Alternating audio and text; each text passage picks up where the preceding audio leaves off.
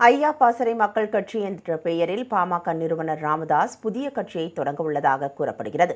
பாமக நிறுவனர் ராமதாசுக்கும் அவரது மகன் அன்புமணிக்கும் இடையே நிலவி வரும் மோதல் போக்கால் இருவரும் தனித்தனி அணியாக செயல்பட்டு வருகின்றனர். இந்த சூழலில் அதிமுக பாஜக கூட்டணியில் ஐக்கியமாகியுள்ள அன்புமணியின் பாமகவிற்கு 18 தொகுதிகள் வழங்கப்பட்டுள்ளது. இதனிடையே பாமக நிறுவனர் ராமதாஸ் சசிகலா புதிதாக தொடங்கிய அனைத்திந்திய புரட்சித் தலைவர் மக்கள் முன்னேற்றக் கழகத்துடன் கூட்டணி அமைத்து வருகிற சட்டமன்ற தேர்தலை சந்திக்க உள்ளார். முன்னதாக கட்சி சின்னம், பெயர் உள்ளிட்டவை அன்புமணிக்கு தான் சொந்தம் என தேர்தல் ஆணையம் அறிவித்ததை எதிர்த்து தொடரப்பட்ட வழக்கில் ராமதாசுக்கு பின்னடைவு ஏற்பட்டுள்ளது. வருகிற சட்டமன்ற தேர்தலில் அன்புமணிக்கு பாமகவின் பெயரை பயன்படுத்தவும் மாம்பழம் சின்னத்தை ஒதுக்கவும் அதிக வாய்ப்புகள் உள்ள காரணத்தால் புதிய கட்சியை தொடங்கி தேர்தலை சந்திக்க ராமதாஸ் திட்டமிட்டுள்ளார்.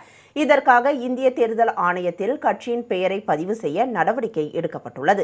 அதன்படி ராமதாஸ் தலைமையிலான பாமகவின் தலைமை நிலைய செயலாளரான அன்பழகன் என்பவரின் மகன் முகிலன் தேர்தல் ஆணையத்தில் ஐயா பாசறை மக்கள் கட்சி என்ற பெயரில் புதிய கட்சியை தொடங்க விண்ணப்பம் அளித்துள்ளார். இதற்கான அறிவிப்பை ராமதாஸ் இன்று அதிகாரப்பூர்வமாக வெளியிடுவார் என கூறப்படுகிறது.